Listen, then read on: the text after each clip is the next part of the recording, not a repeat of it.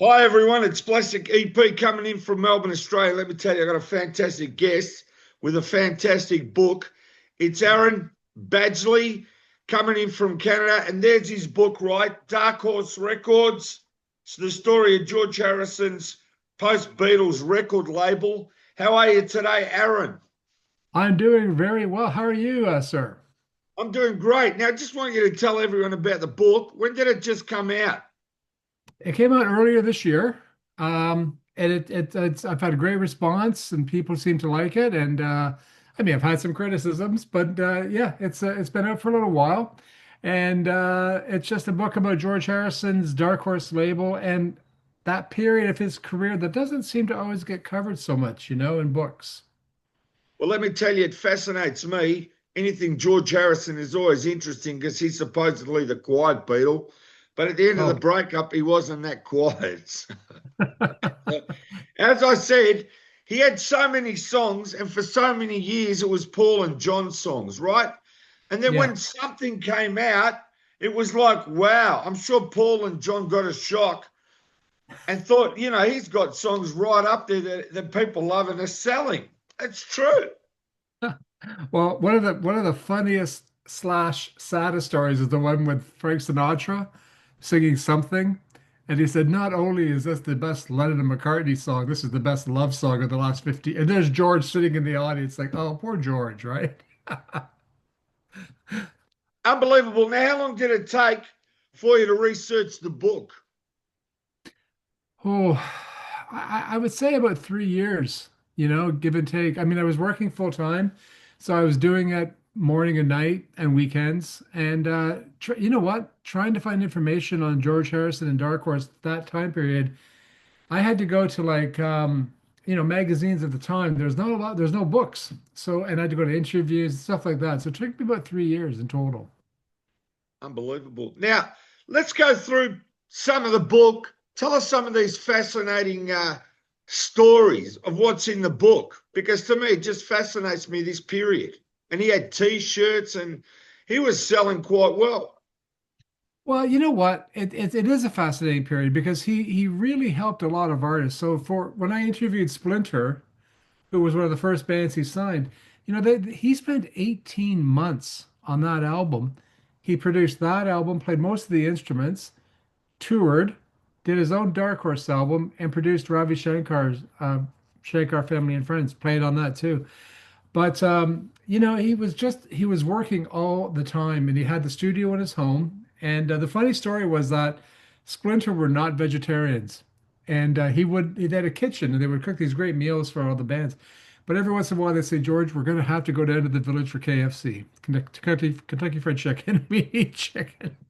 So they would nip down to the pub and grab a chicken sandwich or something. And George like, okay, just don't bring it back here, man. I just went to the UK and I got photos of myself and my wife outside Fry Park, that in Henley. And we also Yeah. went to the Blue Angel, that hotel there where he used to frequently visit. So that was a gas. I mean, it's just like, what, a week and a half ago I was there. What was the Blue Angel like? Are there pictures of him in there and stuff? Yeah, yeah, it's really nice. And apparently they got two couches and they said George liked to just come and sit in the couches. So everyone's taking photos of these old couches, whether he sat there or not, who knows.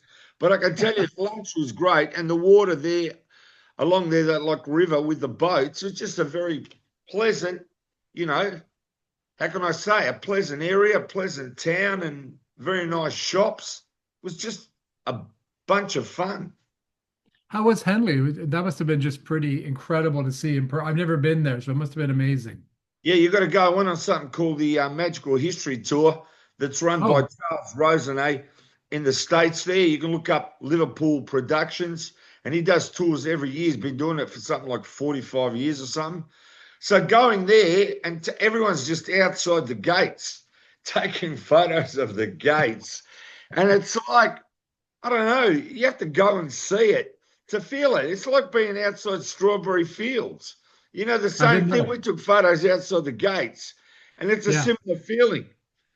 But that estate is huge. I mean, he bought it for something like £140,000, and I believe Paddy Harrison helped him find it. And I don't know what it's worth now, 40 or 60 million or whatever it is. It's like unbelievable. I love the story that George talked about once where he said that he got the house and he got the backhoe and he was digging out this one hole and just to find out it was a swimming pool. He didn't even it was like I didn't even know it was a swimming pool. It was just overgrown, you know. But it must be beautiful. I would love to go. I plan to go. That's my I've been to Liverpool, but I haven't been to that to Henley yet. So Well, if you next want to retire and a lot of money comes in, just buy a farm or something there. I'm sure you'll fit right in that community because it's just a fantastic place. It reminds me a lot about Australia because where I live in here in Melbourne, there's how can I say little hamlets, like Mhm. areas where they got little shops, and it's sort of based on England. Like I can give you an example. One's called Ivanhoe, one's called Heidelberg. These are little areas where you go in the strips of shops, and it looks like old England, jolly old England. That's how it is. Well, we have the same thing here in Canada. We have places like Whitby, which is, named after Whitby in England and all that kind of stuff. So, when you went to that pub, is that where he used to hang out with John Lord from Deep Purple? No? As far as I know, I don't know who he hanged out with, but that was his favourite haunt down there. He'd just go Oh, down there and just hang in the pub. And I mean, wow. I'm telling you, the meals are really cool. You know, it's just like you got to walk around it, sit down, and just be left alone there. And it's like you feel it. When you go Yeah. down there, you feel George. I got to be honest with you. When you go outside his property, you feel it. You know what I mean? If you don't experience, you can't experience. I experience. It's like, wow. It's that's all I can say. Well, and I think that speaks to, I mean, similarly, when you start digging into the stuff he did with Dark Horse and the other artists and talking to them, they all had the same stories about George. And that's one story I love is when Richard T comes to Henley on the Thames to record 33 and a third. And he was just overwhelmed by the studio, the beauty, the calmness. Like he said, Yeah. it was just remarkably calm. And so did the producer, Tom Scott, when I spoke to him, he just said it was unlike anything you'd ever seen, Aaron. Like it was just so it's on my to-do list. It's on my bucket list, as they say, right? I'm sure you'll get there. I want everyone to go out there and buy your book. You might get there faster. Yeah. Buy the book. Buy the book. Buy the book now. I want to ask you, where is the book? It's available everywhere, isn't it? Amazon. Just tell Everywhere. everybody. Everywhere, Amazon, anywhere. There's a chain of bookstores in Australia you can get it at. You can order it online. I mean, it's published from a publisher in England, and it's just available worldwide. And you don't have to go to me. I have one copy, but the bookstores have them all, and Amazon, as I said, and where if you're in the States, Indigo, whatever, Barnes and Noble, it's everywhere. Buy Now, I it. just want to tell you, it's here in Australia as well. But if someone wants a signed copy, what do you sign a card and send it to it? How would you go I about do. that? Free of charge. Free of charge. All you have to do is go to my website and there's all the information. You can email me and give me your address. Trust me, I'm not going to come knocking on your door. And I'll send you a book plate and I'll autograph it and mail it off to you free of charge. I'm not even going to charge you postage. How about that? How's that for a deal? And for those of you in America, no tariff. No tariffs. So I'm a tariff-free generation, man. No, that's great. Now, I want to ask you about Dark Horse. How it came up with the name and the logo. And I mean, he sold a lot of T-shirts on that label, and it was a pretty big label. Who do you have signed to it?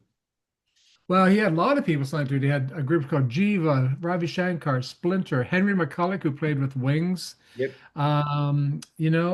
Splinter, as I mentioned, the Stair Steps, who had a big hit in the early 70s, Ooh Child. Lots of people. My brain just went numb, but lots of artists. Kenny Burke was on Dark Horse. The Attitudes, featuring David Foster, who's now a worldwide phenomenon. Dark Horse, you know what? Dark Horse is an interesting name because it's got different meanings. No matter, like in America, Dark Horse means in Canada too. It means like the guy who's least. You're not going to think he's going to win, but he's the dark horse in the race. And he's going to win. Whereas Harrison explained in England, the expression was more like, oh, so and so's sleeping with so and so. Well, he's a bit of a dark horse. So he thought the label reflected who he was, which no one expected. I mean, when the Beatles split up, did anyone expect Ringo and George to even have careers? And who was the first one to have a hit? George, right? All Things Must Pass, number one album, My Sweet Lord, What Is Life, everything, Bangladesh. So he kind of is. George could poke fun at himself really easily. I mean, he could really tongue in cheek. So Dark Horse, the name came from no one expected him to do this, and he did. The logo came from a coffee can in India, which I thought was fascinating. Like just he liked the logo, so he kind of modified it. I love that. I got the Dark Horse t-shirt, not on me today, but I do have the t-shirt and it's great. I love the logo. One of the best logos ever. Now, also, just tell me a few stories about, let's say, the recording and how you went around the process. Who was he distributed through? Well, initially he was distributed. So when Dark Horse formed, he was still signed to Apple, Capitol Records, EMI. So the first 2 years of Dark Horse, he was still on Apple. So Dark Horse was distributed by A&M Records, Herb Albert's label. And the deal was that when he got out of his contract with Capitol EMI, he'd go to Dark Horse A&M. He got sick and he couldn't finish his album. They sued him. They dropped the label. Warner Brothers picked it up and he stayed with Warner Brothers until he passed away. And he had his own up to the date, like state of the art recording studio, and he would record in the studio. The thing about Harrison that everyone told me is that when they worked with him, they say, George, well, what do you want us to do in this song? He'd say, well, you're the sax player. You do what you think's best, and I'll let you know if it's okay. And he was very easygoing, and he loved to record more than perform live. He didn't really dig the touring, the moving around, but he really loved being in the studio and he loved helping other people. I mean, everyone I talked to, and I even talked to musicians who worked with Ravi Shankar who were at the funny story was what the orchestra arrived at Heathrow and they said, well, George said, well, I'll send a car. He said, well, it's a small orchestra. It's just send one or two cars.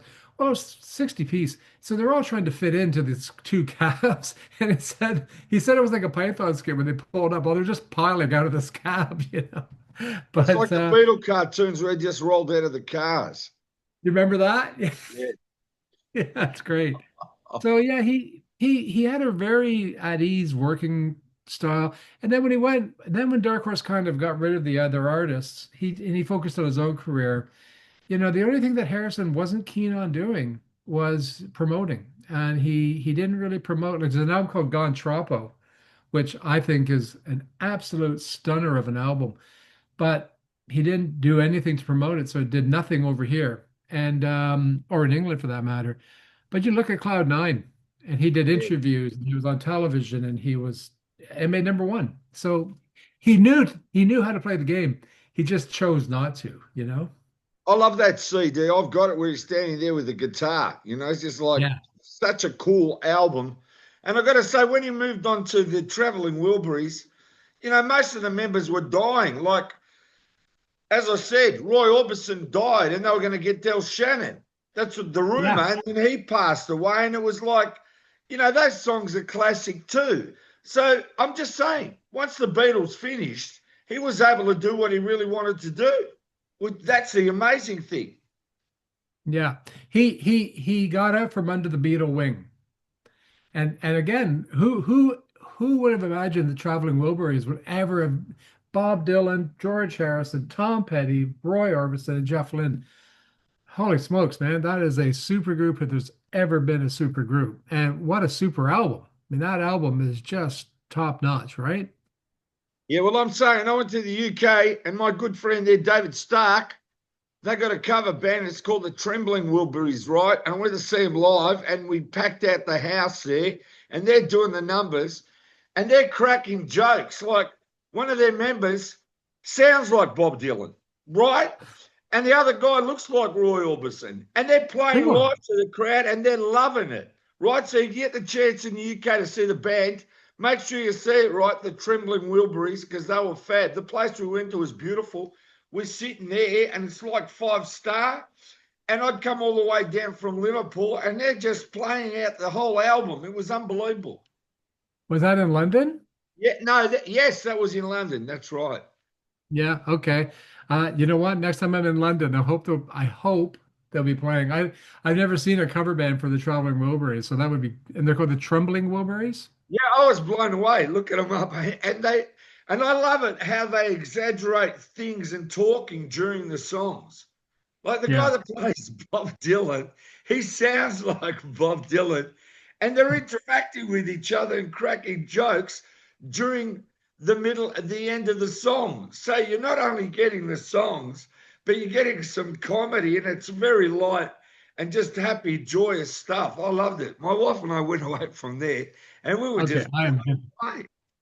I'm going to check them out if I get when I get back to London. I'm Well, definitely I going to want check them everyone out. to check them out because they're playing, and wherever they're playing, make sure you go and see them because it's a buzz. Because it's like, let's say, seeing the Beatles. Well, I was in Liverpool, and they had the Liverpool Philharmonic, and they had different people on. They had Lennon live with Adam Oh, Hastings. That's a brilliant show, right? They had the bootleg Beatles, and then I I've went seen to a the bootleg tavern, and videos. I got to give these guys a plug, right? They're called Beatles Complete. And I've got a video up on Daniel Sam, the page. Yeah. And I've also got a Facebook page, Plastic EP. But go to Daniel Sam. And apparently now Facebook take off live videos after 30 days. I don't know why they do that, but the video is still there. And they had this show called Elvis versus the Beatles. So they had the winner of the Graceland competition doing the Yeah. Elvis show. And then they had the Beatles Complete. And these guys are young. And it's like they're playing the early Beatles, and you feel it. And the guy Yeah. that was playing bass that looked like Paul, he's got such a baby face, man. I thought they should have called themselves the Baby Beatles. I thoroughly enjoyed it. I was in awe, and they were playing the songs like so great. Yeah, there's a few over here. I saw a band called 1964, and they won't do anything after 64. So when they play live, it was great. It was like an early Beatle concert from 64. And then of course I've been to Beatle Fest and or Fest for Beatle fans, and there's always cover bands there. Some of them are great, and you just kind of, but I like the excitement. Have you seen? Has Rain ever played in Australia? The group No, Rain? but also got to say, in the US, right, and if they come to Canada and they go around the world, you got to see the Fab Four. They came to Australia last Ah, year. They're seen coming them. back Saw again in them. March. They are brilliant. And Yes. I just want to say to Ron McNeil, they're fantastic. And he's also got another band, right, called Monkey Men. I've interviewed them. They are this spitting image of the monkeys. They play like the monkeys and they look like the monkeys. And in 2025, they're going to be the greatest monkeys band in the world. Do not miss them. They're on the net. Go to YouTube, check these bands out because what I'm saying is in 2025, we can't go back to the 60s. But the great thing is we can experience the 60s in 2025. Like I said, I can't go back and recreate the Traveling Wilburys. I can't go back and create the Monkeys. I can't go back and create the Beatles. But for these first generation fans, go out there and see these bands live because it's just an experience. You think you're there. If the Yeah. bands are that great, you think you're actually there in the moment. Can I tell you my George Harrison concert story? Yeah, please. Okay, so George Harrison's playing two shows in Toronto, right? I'm Yep. 10 years old. No one's, I don't live in Toronto. I live like 30 minutes outside of Toronto, 30 miles, 60 kilometers. So no one's willing to take me. So I save up my money. I have a paper route. I skip off school. I grab the first bus in the morning to get there for the afternoon show because I figured I got enough money because tickets says I could buy a scalper ticket. 10. School calls my mom and says, "Where's Aaron? Why isn't he in school? Is he sick?" My mom says, "No, no, he's in school." "Oh, no, he's not." She figures it out, calls my brother who lives in Toronto, who meets me at the bus and just says, "You're in trouble." I said, "Look, I don't care what happens to me. Let me just go see George." And then no, no, you got to go back home. He drives me back home. I missed the concert, and my mother took away all my Beatle albums for a month. That, A that's month. that's no good. A month. No, I'm serious. At that age, that's like not good at all. I wanted to see him. I really wanted to see Harrison live, and he was doing two shows. And I thought, and no one would take me. I kept asking my mom, my brothers, no one's going, no, no, no. All right, well, I'm going to run away. Well, that was an adventure, really. Now, I'm just saying, Yeah, with the book, the kind of feedback you get, everybody's thriving to know about George. You know, there's like this frenzy. Let's know more about George. It's true. Well, don't you think that over the last 5 or 6 years, George has become even more popular than he ever Yep. was? Like, I think he's more popular now Yep. in the 2000s. Like, and I think the last 5 or 6 years, it's funny because when I started writing the book, he wasn't as popular as he is now. Good timing on my part, I guess. But like, he just kind of all of it. Like my daughter, who's 26, her friends love Harrison more than anything else. They love his solo stuff. They love his Beatles stuff. They love the Wilburys. He's just really big with the younger crowd now, and I don't know why. I mean, I know why because he's brilliant, but I don't know what happened that people kind of started digging his music, you know? Well, Here Comes the Sun is probably one of the most popular Beatles songs out there. You know, Number it's one, like, number one. yeah. And also, you know, while my guitar gently weeps, doesn't matter what Beatles song you're listening to, you go to that. You know what I mean? It's like he really came to the fore after Yeah. being subdued by the others, you know, and he started off with Don't Bother Me. Look what he became at the end. It was like, I reckon he was holding the Beatles up at the end and he probably said, here's my song, and the Beatles are blown away. Because Well, it was Don't right up forget there with them. Taxman too. Taxman opens Revolver, right? Yeah, that's Revolver right. would it's perfect opening of the album. But you're right. I mean, you listen to his stuff even on so Here Comes the Sun, uh something. I even think Let It Be with For You Blue and Old Brown Shoe. I know that's not on Let It Be, but you know what I mean? Like it's that time period. Uh and all the stuff, Piggies. Let's not forget Piggies. That's a great track, right? Yeah, but also Savoy Truffle, right? And the Double White Oh album, yeah. right? It's buried in there, but it's a beauty. But let me tell you something about Ringo. Ringo's got a Yeah, new country album, and everyone should go out there and buy it. And I Ringo agree. is one of the greatest artists that I can tell you. Photograph that George helped him on that song, right? What a fantastic song that is. I mean, it's just a classic of all time. You can't beat it. It's the perfect pop song. And here's a little surprise for you. My second book is coming out in November. Guess what? It's about Ringo in the 70s and the stuff he did with George. So look forward to that coming out in November. Hey, I look forward to doing another interview about that book before it comes out. But I'm going to say, let's just go through Ringo's main songs when he started. When he started, It he don't, was already there. it don't come easy. That's right. That is a standard classic of all time. And you know what? I, He's done some obscure songs. I like that one, Rack My Brain. I reckon people got to hear that. well, that George wrote Good that, Night right? Vienna. That's a classic when he came out and took the photo on top of the Capitol building with he had the spaceship and he had what's the name from the day the Plateau, earth stood still. What's the name of that? Plateau or Gort, one of the That's two. it, Clad too. Well, I mean, look, you got Back Off Boogaloo, Yeah, that's which right. I mean, that's like glam to the best. You got Photograph, Rack My Brain, written by George, filmed at his estate, the Underground. Have you seen the video for that song? It's Yeah, hilarious, hilarious.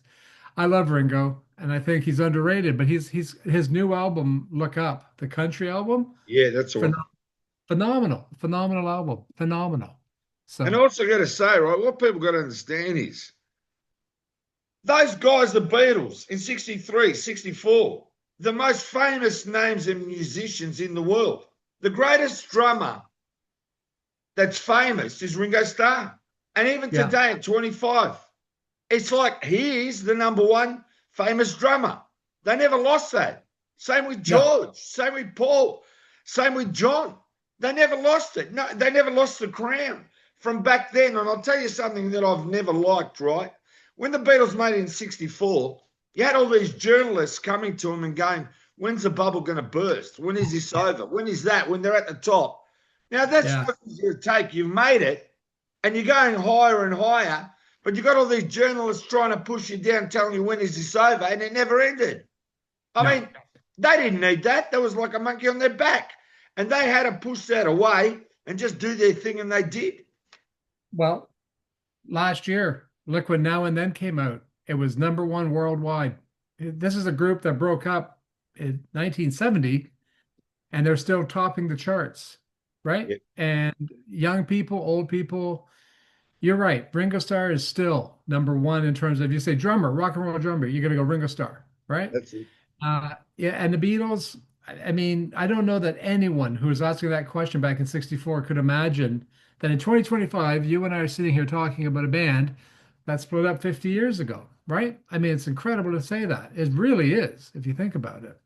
Now, I'm going to tell you something else, right? This is the other part that gets to me, right? In the 60s, I bought a lot of stuff. I went to conventions, comic conventions, record fairs. I bought everything in the 60s, right? We didn't have much money back then, but I've still got stuff from then. But what happens now in 2025? You need a bank to be able to keep up with what's coming out, what you I buy. agree. I do not know another band where weekly there's so many Beatle books coming out, and it hasn't stopped. I No, mean, that to me, I can't even fathom that. I cannot.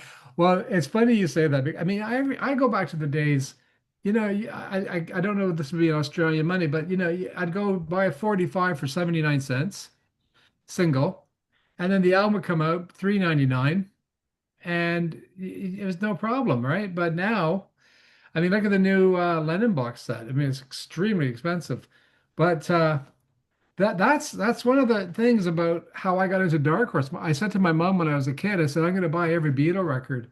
And she thought she would dissuade me by going, well, you're going to have to buy all the stuff on Apple and Dark Horse. Challenge accepted. And And here look, I all am. these young people are buying the new albums at $140. And Oh, I go yeah, to that's my secondhand record shop and they're from $5 in the bargain bin. yeah, You know what I'm trying to say? It's like such a different market now. And then they go by weight of the record. And what they I do, know. it's all totally different. And I got to say something, I'm a big Monkeys fan. But the great thing Me about the too. Me Monkeys, if too. you collect the Monkeys stuff, which I do, the Monkeys only lasted 2 years, right? And that's why their stuff's more rarer. The Beatles are still here, as big and popular as ever. Because I always say this, no matter what generation you come into, like I grew up with the Monkeys, right? I was 8, 9 years old in 67. I was too young for the Beatles when they came here in Melbourne in 64. So don't blame me, No. but I'm 6 years old. I don't know what's going on. But no matter where you come into the music part, if you're born in ABBA's number one or Michael Jackson's number one, you all end up the Beatles. Doesn't matter where you come into your introduction to music. I'm a huge Monkees fan. And there was an album released in Australia, a double album of Monkees. I think Yeah, it's called that's Monkey right. Mania. Monkey Mania. I got it. It's very Yeah. hard to get, and it's a big seller in Japan. Apparently, it's like how can I say, a big collector's item. Yeah, it's got great songs on it. Like I read about it and kind of go, man, that's a great compilation album, right? That's fantastic. But they were always very big in Australia, weren't they? Yeah, they were big, but I got to say something, right? A lot of people compare them to the Beatles. The idea might have been right. Let's do an American Beatles. That's fine, but look, the Monkeys are not the Beatles, and there's No. reasons why. And no one analyzes it, but I do. Okay, it's the Yeah. first time that a film company and a record company get together as one and market the Monkeys. When the Monkeys came out, they were successful straight away off the bat. They didn't have to go and practice in the garage for 10 years to get their first start or whatever. No. Okay. The Beatles No. worked their way up through the clubs. They did the hard way. They're the genuine band. You know what I mean? And Hmm. what band has a guitarist with a green hat? You know what I'm trying to say? They don't look like the Beatles. Nothing like them. We had Davy Jones singing from Manchester, but he wasn't singing the old standards. And you can say, oh, that's an English song with the Monkeys. No, he had an English accent, but he's singing American pop and rock. He's not singing Yeah. anything to do with English music. So, you've got to distinguish what they were. Plus, two are actors, two are musicians. The two musicians crossed over to actors, and the two actors crossed over to musicians. And I can Yeah. tell you, Mickey Dolenz was in bands before the Monkeys. He was in a band called The Missing Link. Do you get That's it? right. Like the Yeah. Missing Link becomes a monkey. Look, And because of monkey. Yeah. you know how man develops the same thing. It's like the stories I can tell you. I've got a monkey poster. It took me 52 years to get signed by all four monkeys, and it's my original poster. It's black and white, Oh, 60. nice. And I said Nice. to my wife, if there's a fire in my house, Just get out of the way. I've got to run for my poster and I'll get you on the way down. Yeah, I've got suitcases. Um, I'm a huge Monkees fan, and Headquarters. People say, well, they didn't play the wristband. Put on Headquarters, man. Headquarters, they are, and it's a great album. You can't beat it. And I don't compare them to the Beatles. I compare them to the Monkees. They're Yeah, just that's the right. Monkees. That's what they are. Yeah, great band. And Michael Nesmith is one of the greatest songwriters of all time. I mean, his Yeah, solo albums, yeah. phenomenal, right? Well, I mean, unfortunately, I'm just saying, very sad news that Bobby Hart passed away right at the center of the I Monkeys. That know. just happened. So, And I mean, I'm shattered because three of the biggest influences for me for music was Tommy Boyce, Bobby Hart, and Michael Nesmith. They're the three. It wasn't John and Paul for me, right? Because I grew up with the early Monkey sound.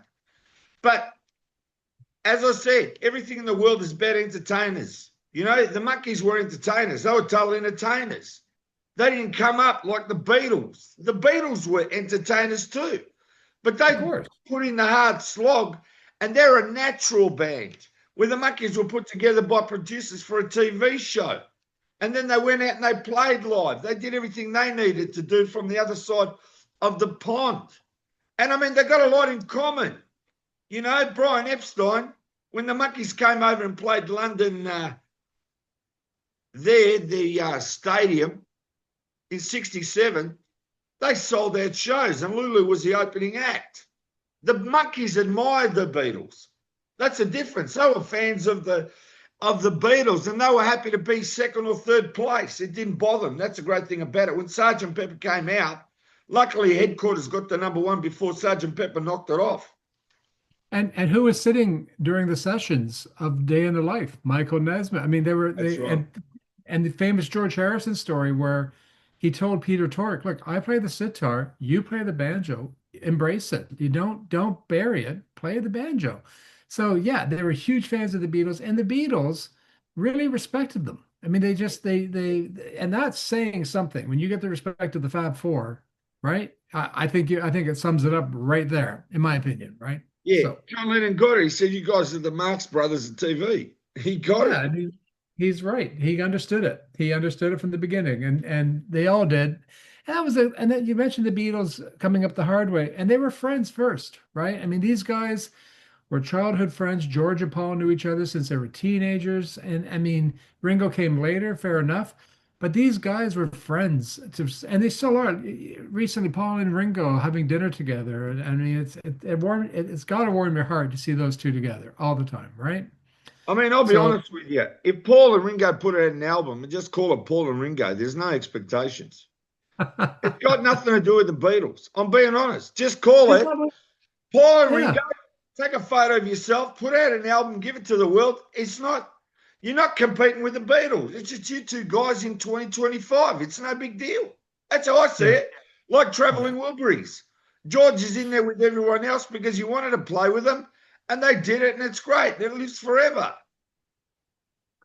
Traveling Wilburys is a whole different kettle of fish, right? I mean, those guys park their egos at the door, Yeah. and the other thing I love about the Traveling Wilburys is you put that album on, you can hear five guys having the time of their lives.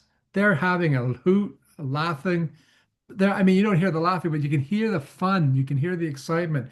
You listen to that, you listen to any of those songs, and if you get through Traveling Wilburys album without smiling, I'm gonna take your pulse. Yeah, but I'm like this because a lot of people don't know this, right? Hmm. They put out volume one and then they put out volume three and there's no volume two. I mean, half the Yeah, people don't even know what's going on out there. They did that on purpose. of course. I mean, how many people are looking for volume two still today? I know. That's the George Harrison humor. I mean, you look at his video, you look at the film he made for Crackerbox Palace. It's hilarious. It's so funny. Yeah, Eric Idle helped him, but he let him do it, right? I mean, this How song where much he's in. money did he pump into the British cinema industry and kept it up? I mean, that's another Oh, thing that he did that was fantastic and great. It's like Olivia and Danny today. The yeah. legacy they got, they're carrying it on and they're doing great. Well, look who's signed to Dark Horse right now. From 'cause Danny's running Dark Horse. Billy Idol, Steve Perry from Journey. You've got the John Lord music, Joe Strummer's music. Cat Stevens Yusuf is on Dark Horse. It's a vibrant label. And Danny's own music too. I mean, it's a really cool thing to see that label. And I think George is definitely smiling when he sees that stuff happening. You know, Totally I agree. think he is. And I've got to go back to the Beatles. You're going to love this, right? See, one thing is 68, 69. Now, the Beatles' sale could have been just going off a little bit, and they were worried about it. And then they come up with all the clues, like on Abbey Road, on Sergeant Pepper, and this and that. But I got to say something.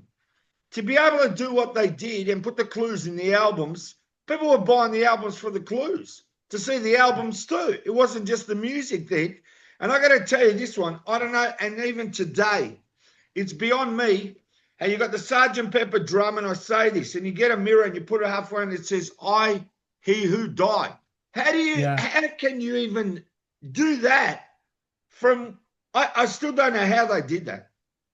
I'm amazed, even Especially today in 2025, how it does that. and done without the advent of computers, done without the advent of photoshopping, and Done without AI.